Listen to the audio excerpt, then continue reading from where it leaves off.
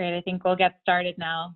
Thank you all so much for joining, and on behalf of the Chamber and City Awake, we're thrilled to have you all here tonight. My name is Danielle Goldman, and I am co-founder and executive director of Open Avenues Foundation. Open Avenues is a nonprofit that creates opportunities for global talent to stay in the United States and build the future U.S. workforce and solve community challenges. So I'm a board member of City Awake and very much looking forward to moderating tonight's discussion. So before we get started, I do want to flag that this webinar is being recorded and it will be shared on the Chamber's YouTube page after the presentation.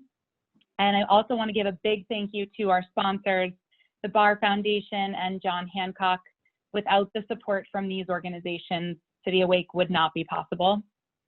For those of you who don't know about City Awake is the Boston Chamber's platform to engage the next generation of leaders in discussion around the most important issues that are facing our region today.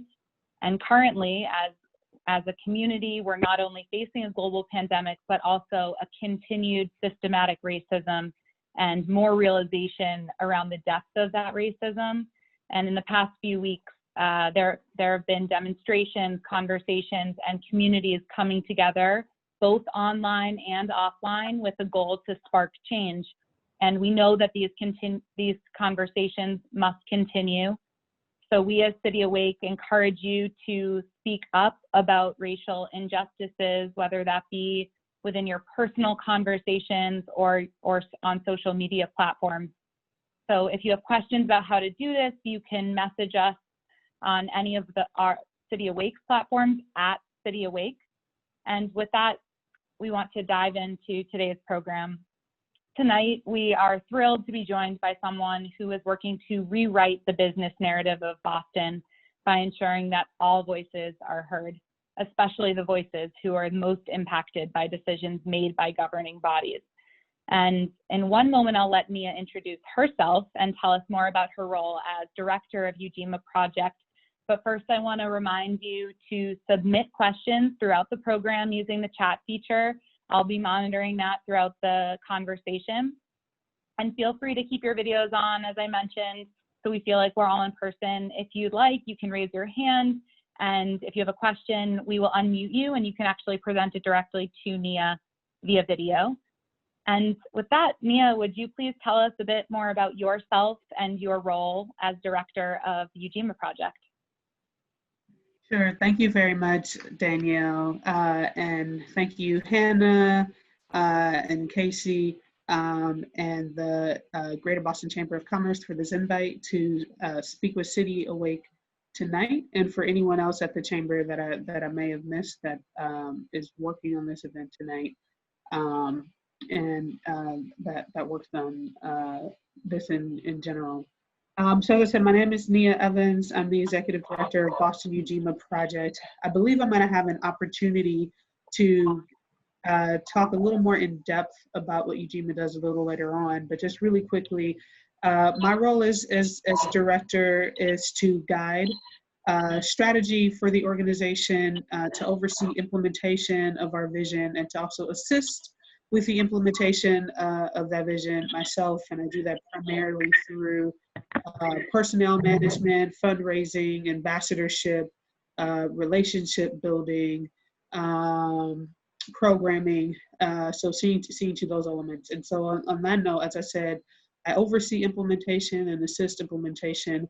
I have a wonderful staff team that I work with, and because we are a membership body that works to create a strong membership community, we also attribute most of our progress to our members. So I always want to make sure when I'm doing events and speaking on panels, et cetera, that it is understood that although I might be the one speaking as the representative, I'm hardly the only one.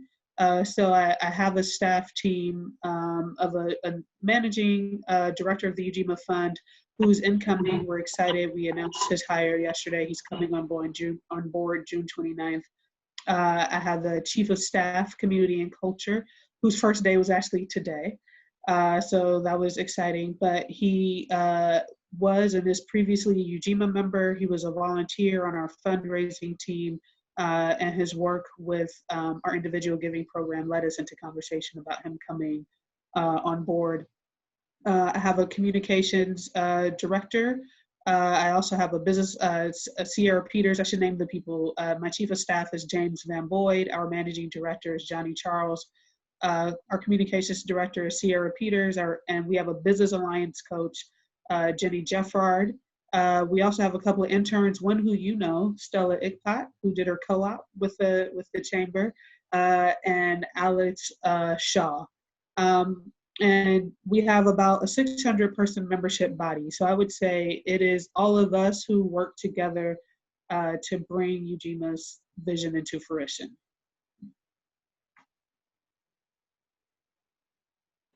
That's fantastic. I think, it'd be really great to also hear more about your background. You have a really diverse education, and would love to hear more about what you studied, how that brought you to Boston, and how you ended up really starting and building Ujima Project here. Sure, absolutely. And I'll just say really quickly, I don't know if you hear a squeak in the background. That is my cat, Cookie.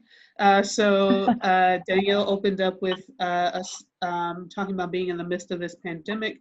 So definitely one of the things that we are adjusting to is what work looks like at home.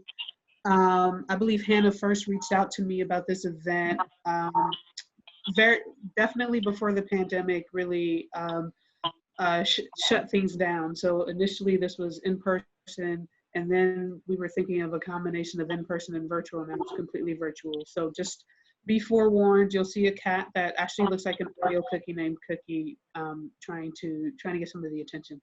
I also just wanted to say I missed one other person, Claudia Frito, who works part-time with us on communication.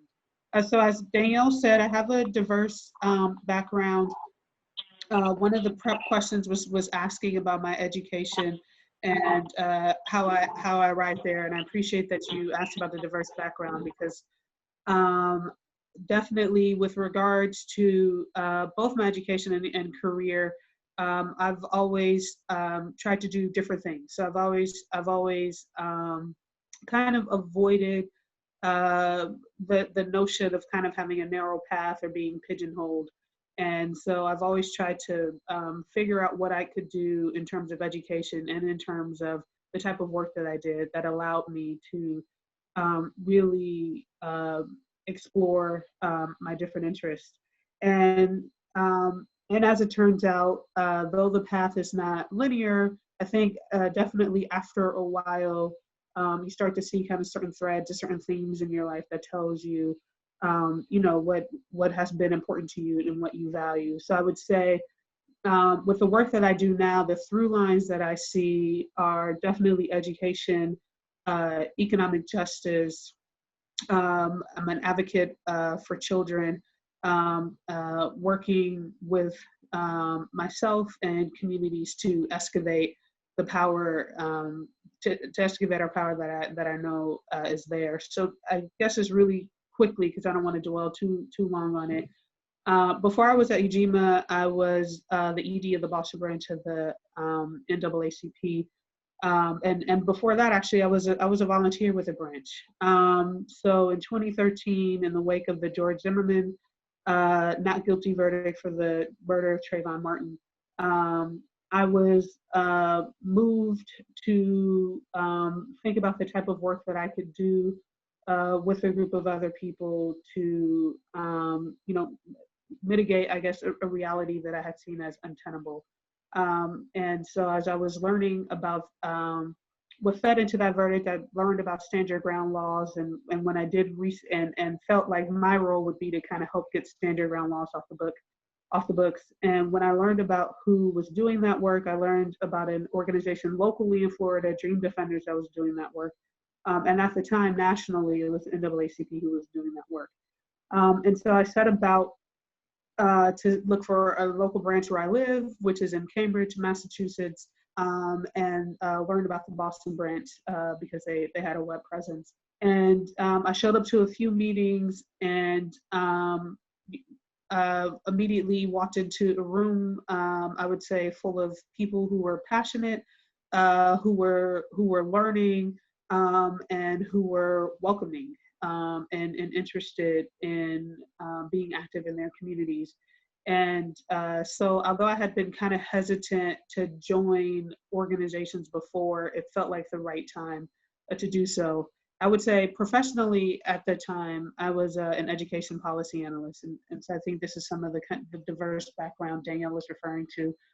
I had gotten there by way of graduating from college. This is a long time ago. This is in 2000s. This is Y2K. Everyone thought the world was going to end, and it didn't. And my first job being in advertising, because for me, I was trying to, I think, find a cross between what was creative and what was lucrative at the same time.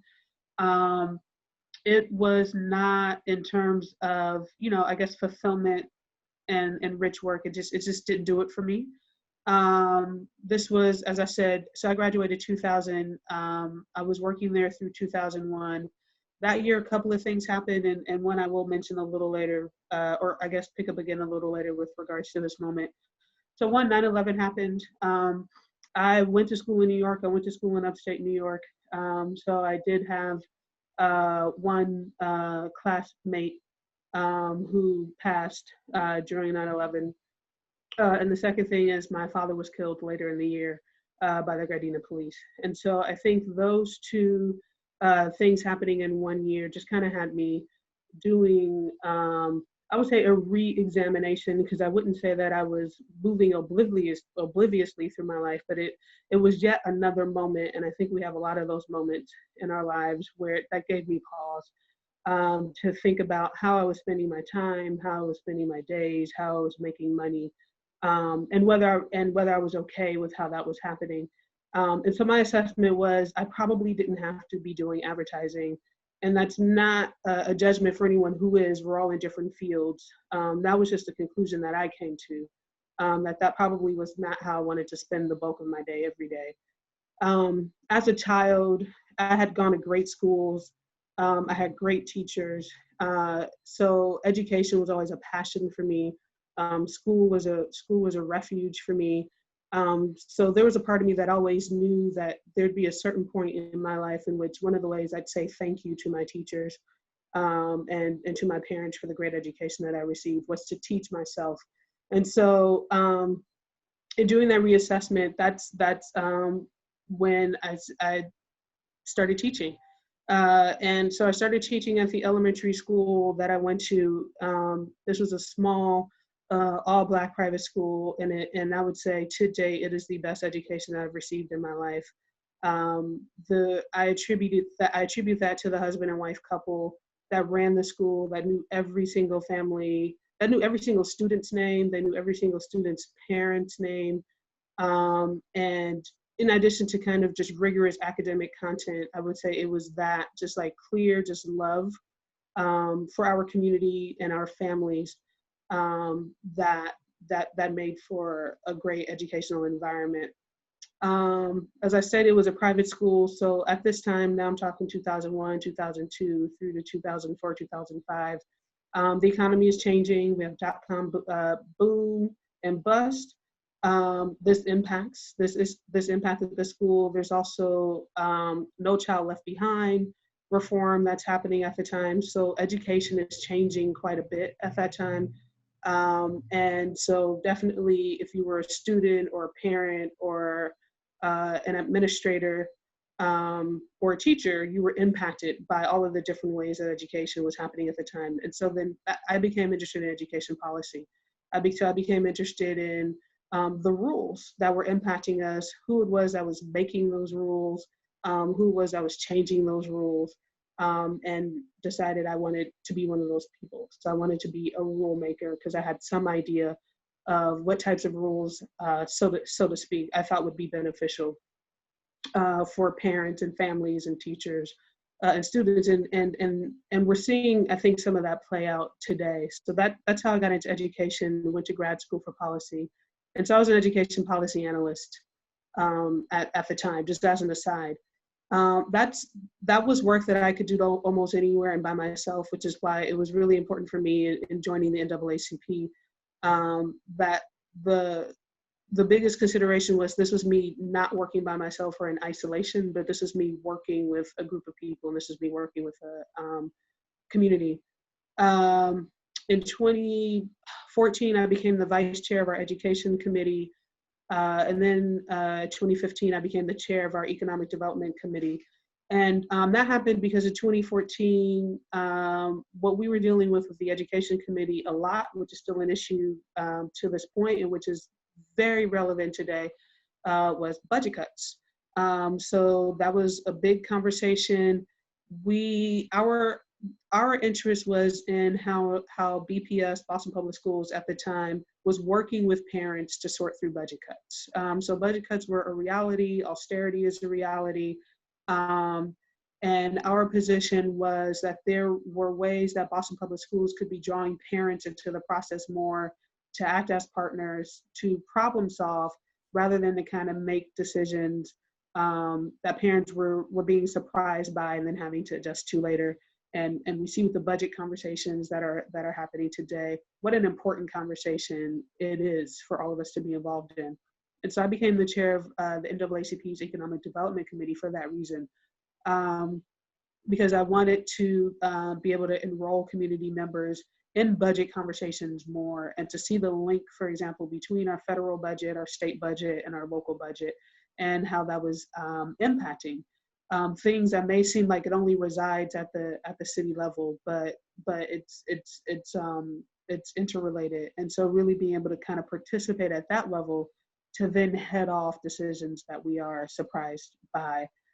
And the conversations on the Economic Development Committee were similar. So they're the very technical aspects of those conversations, but then there's just also the relationship piece, just in terms of how our communities were being invited into these processes, how they were being invited into these conversations. And we were seeing that whatever the subject was, so whether it was education or economic development or health or women's issues, you name it, there was one, and it wasn't the only one, but definitely one issue that kind of cut across all of those areas, particularly in communities of color, was whether or not we were being invited in to participate the way we should be. And we felt that we were not. And so that was a big conversation for us in 2015. We were hearing from members, from NAACP members and other community members, that they were tired of kind of conventional community engagement. So they were tired of being invited to community meetings, for example, where it seemed like problems was talked about a lot, but not solutions. Even testifying, you know, at these meetings or different city council hearings, or giving voice, giving feedback, giving input, and then feeling like that was ignored. And so then after a while wondering, well, what's the point? And so for me, I was very attuned to a lot of times when our communities get talked about, it's talked about in terms of what we don't do. So it's talked about in terms of what we don't do and what we don't know. So not voting, not being civically engaged, needing different types of literacy, et cetera. And my experience had always been, my life experience and my community experience had always been that actually wasn't the case. A lot of our participation was ignored or not appropriately valued. And so I became interested in mechanisms where we didn't have to experience that type of frustration. So I became interested in mechanisms where we could show up to a meeting and we could say, we'd like to see A, B, C, and D happen. And whoever is charged with that tries to implement A, B, C, and D in good faith. That had me interested, that led me to participatory budgeting. I knew that the city of Boston had a youth participatory budgeting initiative. I was exploring what it would look like for that youth participatory budgeting initiative to be a process that was available to all Boston residents. And also just doing kind of a landscape survey of which organizations were doing great economic justice work that the NAACP could partner up with. And I had a few people telling me I should meet a gentleman named Aaron Tanaka, who conceived Ujima. And so Aaron and I finally met after quite a few people saying we should meet, that we were thinking about similar things. And he laid out to me what he was thinking. So he had the vision of Ujima laid out on a sheet of paper. It was not in existence yet. And I was just immediately sold. And so we talked about what the role of the NAACP would be at that time. So this is now the end of 2015. And, we said we get back in touch with each other when the time was right. And so that time was right, as I said, late 2015, early 2016. So that is the I don't know if circuitous is the right word, but that's the kind of roundabout route that led me to Ujima today. Yeah, and I think it's really interesting throughout your whole background that there were these pivotal moments in society that led you to make a career change. And I think this is one of those moments right now and there's a lot going on right now that we'll talk about, but there will be people who are making career changes in this moment. So hearing you say that will definitely inspire a lot of people to take that risk and make those changes. I want to talk really quickly dig in a little bit more on the Ujima Project and hear more about your vision for this inclusive ecosystem and how you hope to transform the Boston business landscape, and also why it's important now more than ever to do so and do this work you're doing. It feels very timely to have this conversation with you. Absolutely. Thank you. So first, Ujima is Swahili for cooperative work and responsibility. And so the kind of, one-liner that I give if pushed for Ujima is a cooperative finance, business, and arts ecosystem. And so what that means is we've taken some kind of disruptive processes and innovations that already exist. So one I mentioned, participatory budgeting, cooperatives, buy local campaigns, alternative currency, community funds. So these things already exist in different places. But what we've done is we've taken them and we said, what if we just put them all together and did them all at the same time in one system or one ecosystem? And so that's the innovation for us. By way of quick background, so I said Aaron Tanaka conceived Ujima. His organization, Center for Economic Democracy, along with Boston Impact Initiative, which is founded by Deborah Fries, which I think is another important name for people to know. Boston Impact Initiative is a local impact investing firm, known for kind of really bringing racial equity into the impact investing space. And Lisa Owens, who's the executive director of City Light Vida Urbana, in 2014, so this is all happening at the same time, they convened a study group on what it would take to start a public bank. And as part of that study group, they convened about 40 different representatives of different organizations in Boston, and they studied the innovations that I just mentioned. So they studied participatory budgeting, capital loan funds, CDFIs, different types of financial institutions, alternative currencies.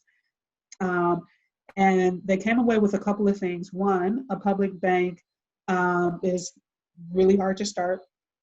And the second thing was, even if it wasn't hard to start, it would not be enough.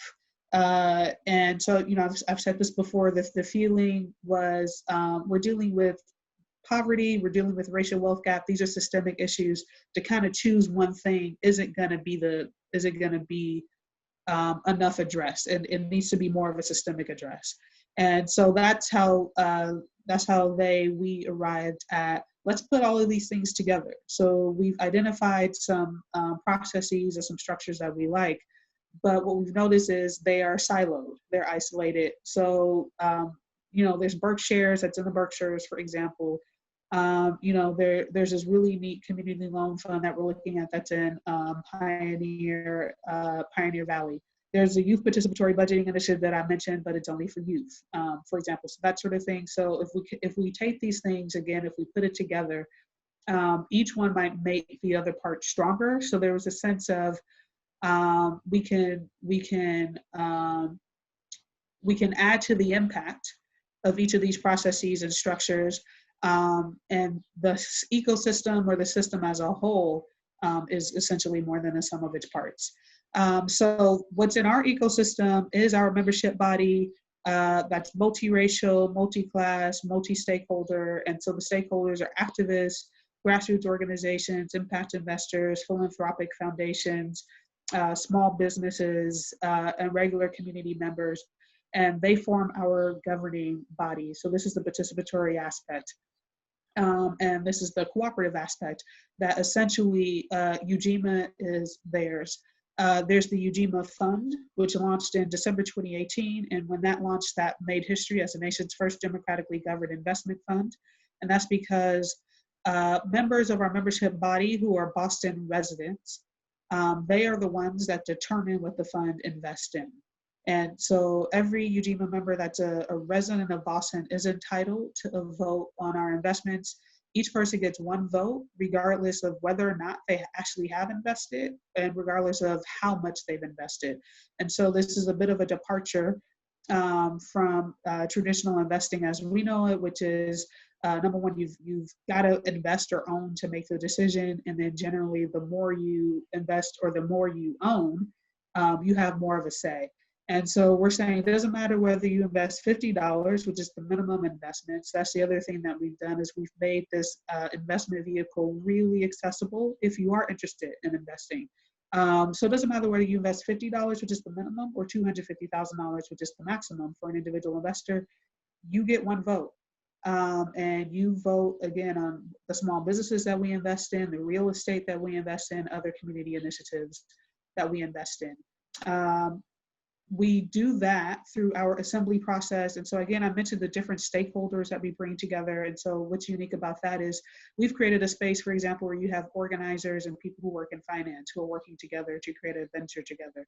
And this is not something that we see often, but thankfully we're seeing that more and more. And then we have other programming. We have a business alliance. We have a technical assistance network.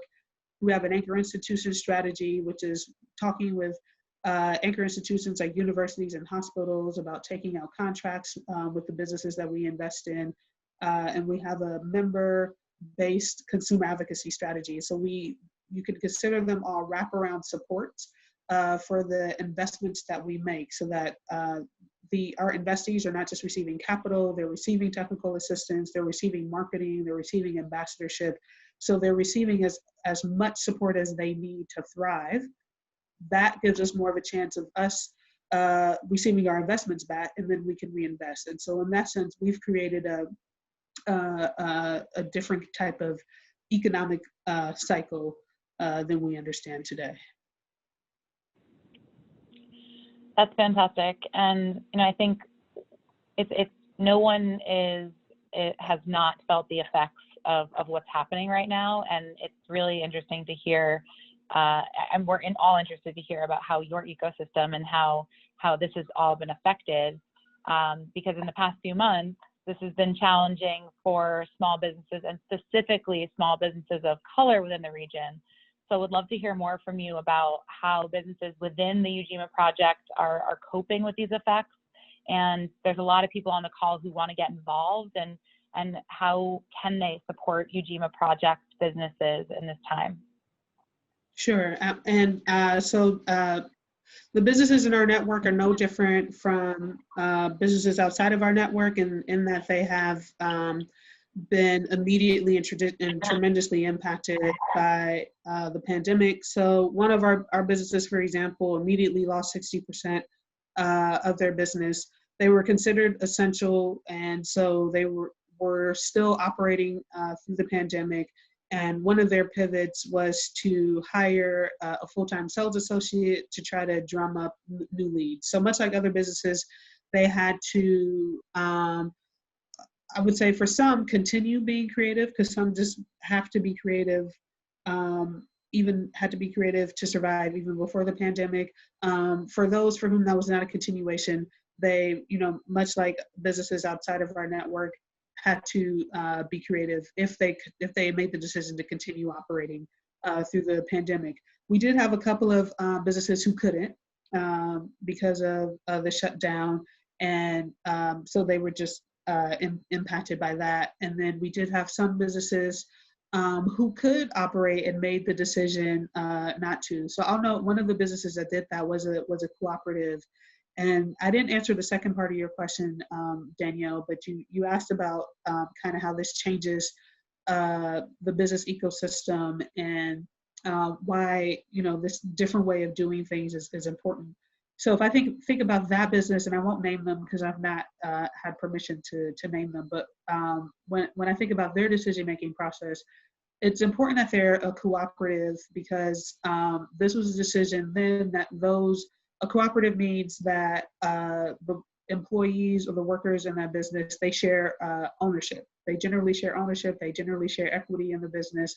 And so what that usually means is they also share decision-making power. So different than an organization that might be more hierarchical, for example, where there may be one or more people making decisions, but definitely we understand that not everyone is sharing in the decision making. And so what's interesting in a moment like this is with that business, the decision not to operate was a decision, and I'm not there on the inside knowing how these conversations go, but at minimum, we know that it was something that they all agreed on together. So we know that because the ownership is cooperative and the decision-making is shared, they together said, we're gonna go ahead and cease operations right now and see what our options are. This is a lot different than working at an organization where that decision is made for you. And maybe it's a good decision, maybe it isn't. But it's a lot, and there are definitely all sorts of I think just transparent decision-making processes in between. So there's not to kind of create an artificial binary. But I would say I think many of us have been a part of decision-making processes, and I did earlier in my background talk about at the community level decision-making processes that felt exclusive, that were not transparent, and so are frustrating.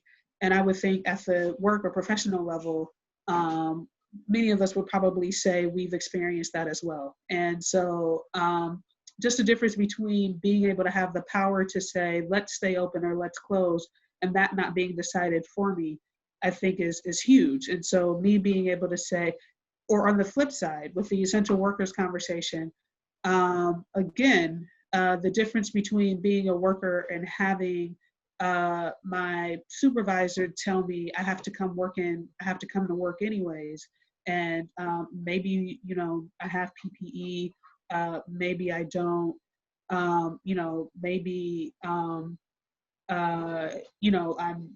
being exposed as I try to travel to work, maybe not. The difference between not having that type of decision-making power and having that type of decision-making power, I think is crucial. And again, understanding is not to say just co-op or not. So I think that's one of the ways that we see that this type of different way of doing business matters. I saw you were trying to break in, Danielle, so I'll stop for a minute.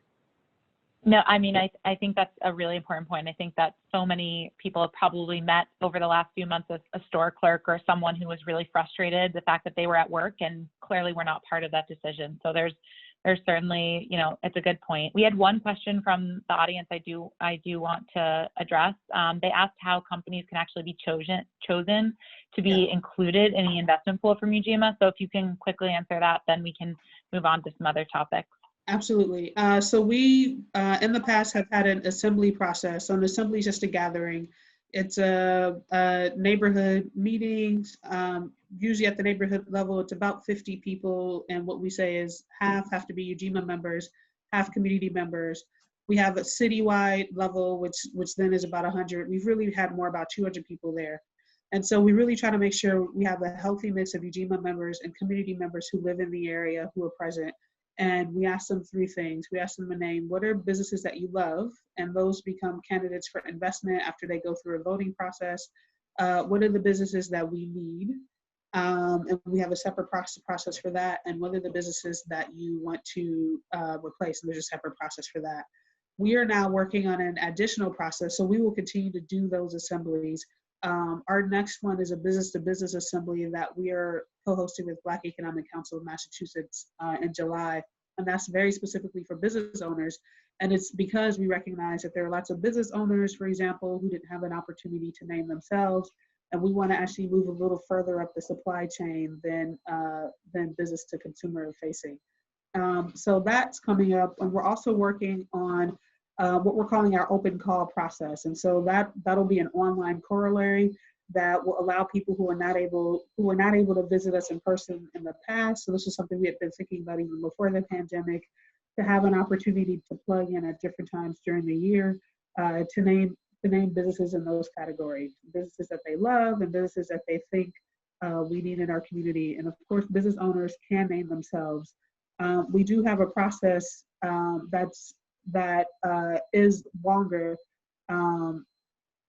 After you've been named, we then have a process that our members vote on, and you have to pass our community standards screen. So there is a process between being named and getting investment, but at least getting named, you can name yourself at an assembly or a business that you love at an assembly or during our open call process when that's developed. Awesome. Thanks for those details.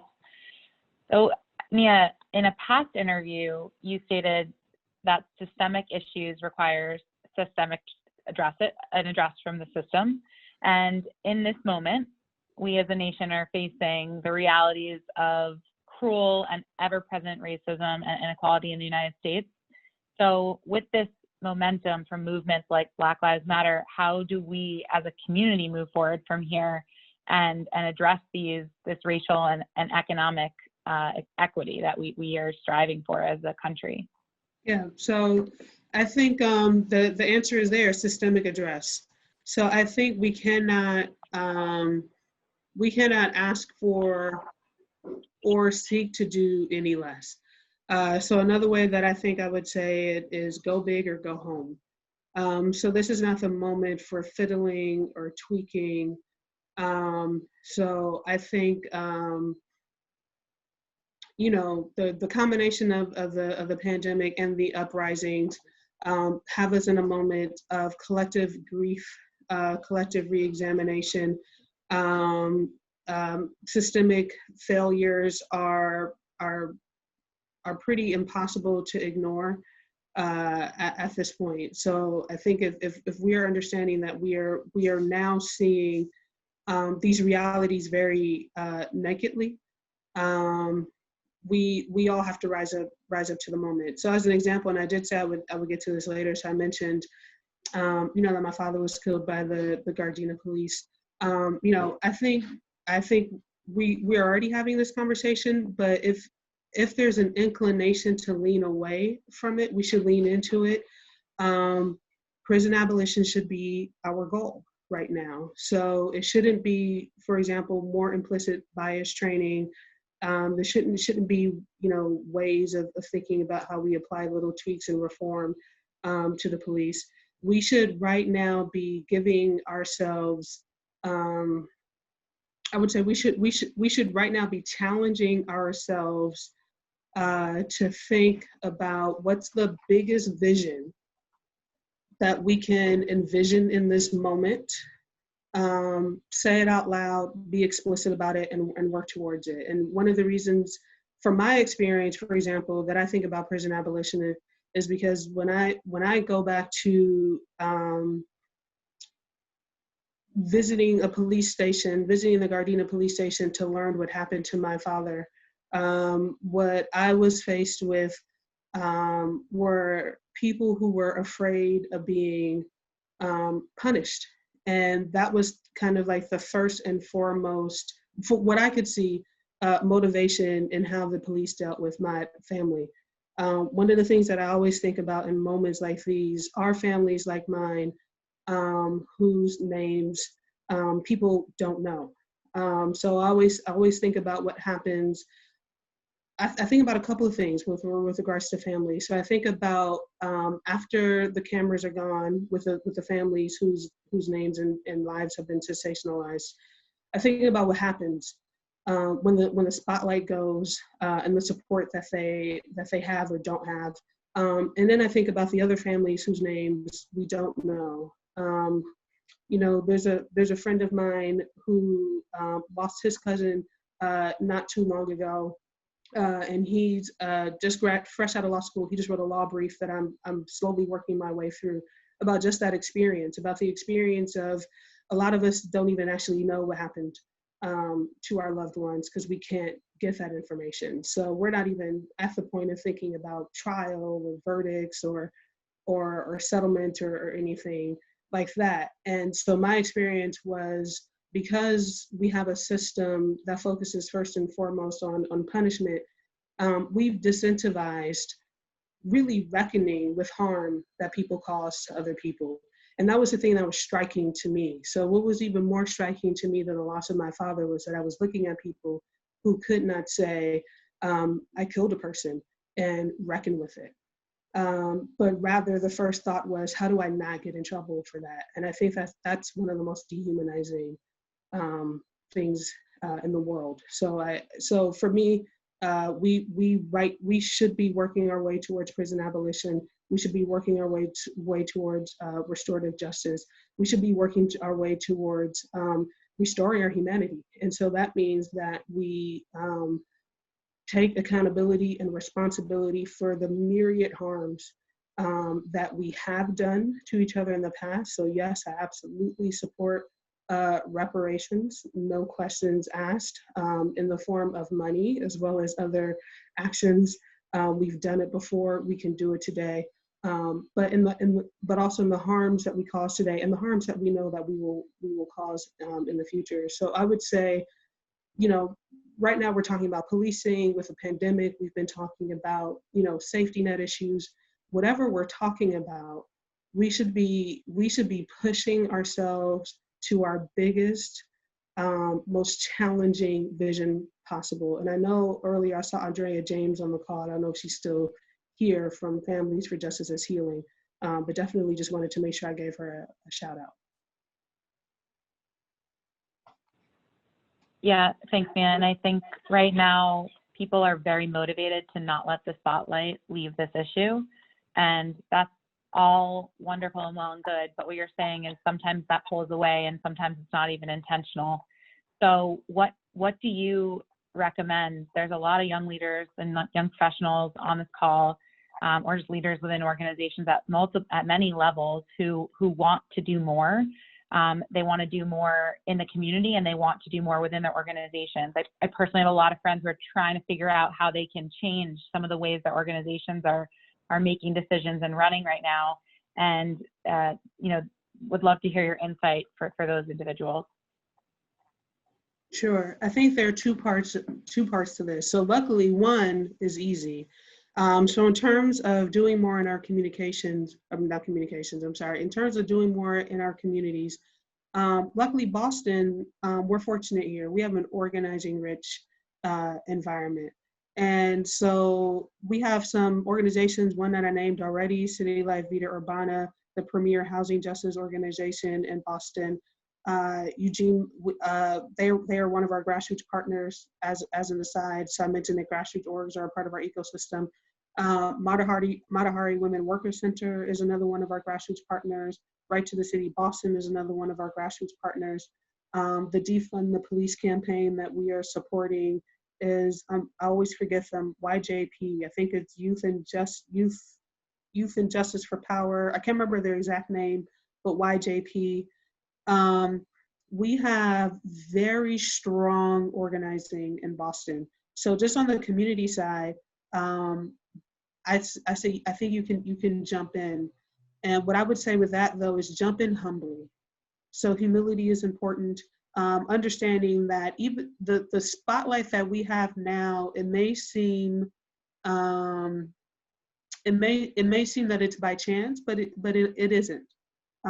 It is the result of years of work that has gone before this moment, years of work that will continue after this moment. So I think that's the other thing that's important to remember. It can kind of feel like these things are happening out of nowhere. They're not. So before George Floyd was murdered, for example, we still had Black Lives Matter, who I'm a movement that I'm eternally grateful to. Do we work in between to change the narrative of our communities, to demand different sorts of justice? And again, when I name organizations like City Life Vida Urbana, who during the pandemic worked for an eviction and foreclosure moratorium, this work is ongoing. And so that's why I think it's important to support those spaces, but enter them humbly, because you will enter spaces with leaders with tremendous expertise, tremendous background, tremendous knowledge, and you will learn as well as give. I think in terms of where you are, where you may be in your own organizations and in your own work, that I think definitely is a little harder. And so I think that is one of the progressions and challenges that we've seen in this moment. And so there's something that I always like to think about when we have these moments, and I know inevitably the question is always, well, what do I do? What's my role? Is to think about what's your power where you are. So in your organization, in your space, I would say definitely kind of look around, think about what you are able to change, and enroll other people where you are in that change. I think, again, when I go back to the organizing spaces that are here, if you humbly enter those spaces, you will learn skills that I think you can apply to your workplace or to other organizations. So, if you are part of an organization, for example, that made a statement of solidarity, and you're wondering, what actions followed up those statements, I think you find out who else with you is wondering about what actions are following up those statements. There's power in numbers. I fully believe in partnerships and collaborations. I think you don't have to feel like you're confined within your organization. I think you can reach across organizations. So you can find partners where you are, and you can find partners across organizations, particularly if they're in the same sector, and work to build up, a body of, and this is, the presumption here of younger people. But if you can build up a network of young people, for example, across a sector, or across a set of organizations, that is saying, we want to see action. We we have vision for where we can go next. We have an idea of what we can do next. I think you start there, and you keep pushing. Yeah, thank you. I think that's awesome advice and really important for everyone to hear. I'd love to hear from you as a leader of an awesome organization in this moment, what it's like to lead during this time of change, and first during the pandemic, and now, during this societal movement to end racism in this country. How are you as a leader demanding change from your own employees and, navigating this within your organization, and what advice can you give to others navigating both of these situations very differently, and both take very different approaches, but both demand strong leadership nonetheless? Absolutely. And I might have you repeat the second part, because I was kind of thinking about the first part and checking out there's a question in the chat about self-care. So I would say for me leading through the pandemic, so for Ujima, the first thing we went to was relationships. And I think there are a couple of things there. One is I always think that groundedness is important. So I mentioned, statements that different organizations were made. And so, for example, Ujima didn't make a statement. We didn't think that we needed to. We felt that our work spoke for itself. And I mention that just to say, in these moments, I think it's important to definitely have a moment of pause and reflection, a moment of groundedness to figure out and I wouldn't say to figure out, but to get clear again, because I think that these kind of gut checks are always important, on what your priorities are and what your values are. So for me, in these moments, what I go to are values, priorities, which should already be understood before these moments. If they are not, then the task is to get clear on that. And I think a lot of organizations, that's what they're dealing with right now, is actually, for example, realizing, man, we talk about diversity and inclusion, but actually it seems like we've missed the mark, like widely, because now we're hearing from, employees and friends, et cetera, that we've been far off the mark. So I think that's the first piece, is just pausing, groundedness. What's important? What's our work? Have we been doing our work? If we have been doing our work, then our work continues. And so for Ujima, as I said, our assessment was, we're doing the right work. The pandemic is having parts of this conversation for us. So what we've been saying this entire time, there's a video that I wanted you all to watch, but we weren't quite sure whether the tech would work. But the first sentence in that video says, the current economy isn't working. So we don't have to say that anymore. So the pandemic has said that for us. So we know this is the right work.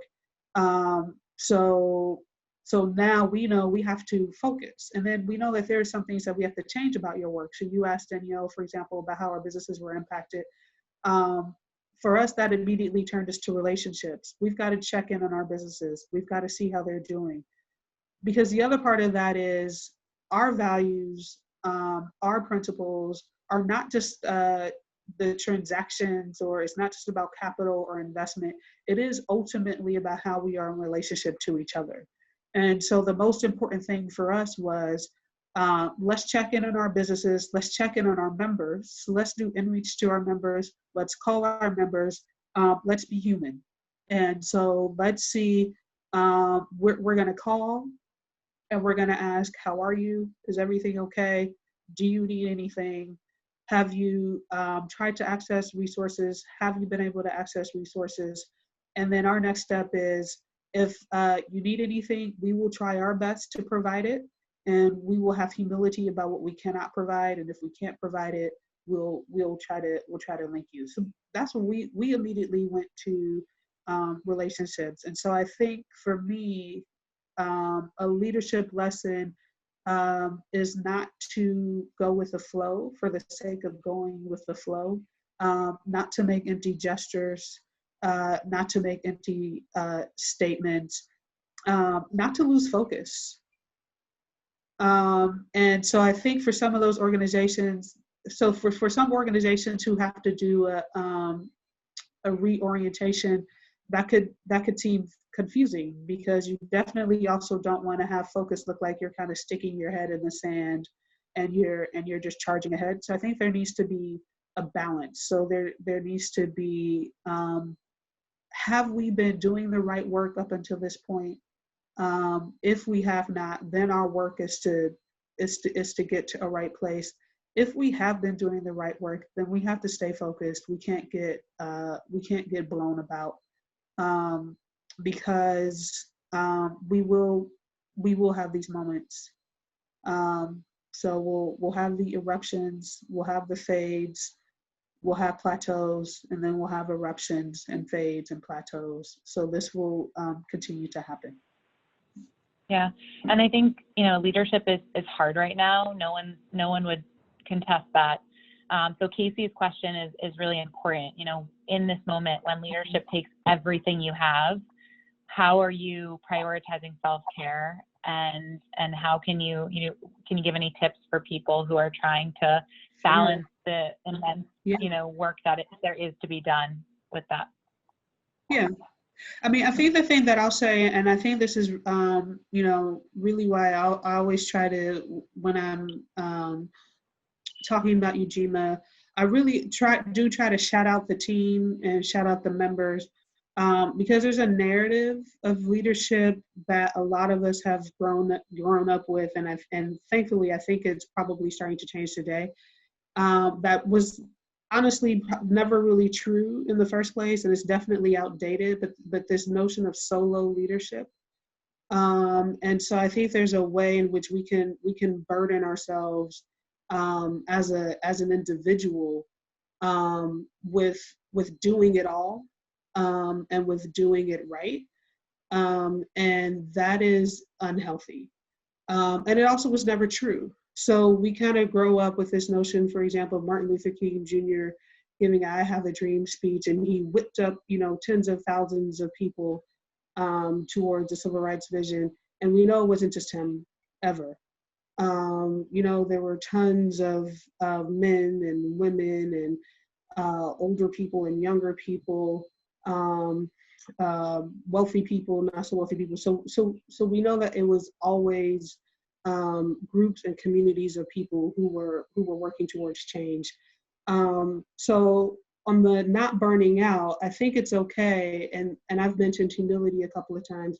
I think it's okay to know what you can do and what you have the capacity to do and what you should do and what you cannot do and what you do not have the capacity to do and what you should not do. Um, and not only is it okay, you should know that. And for me, this is why I link it to this notion of, this whole kind of charismatic individual thing. It's outdated. It was never really true. We have to get rid of that.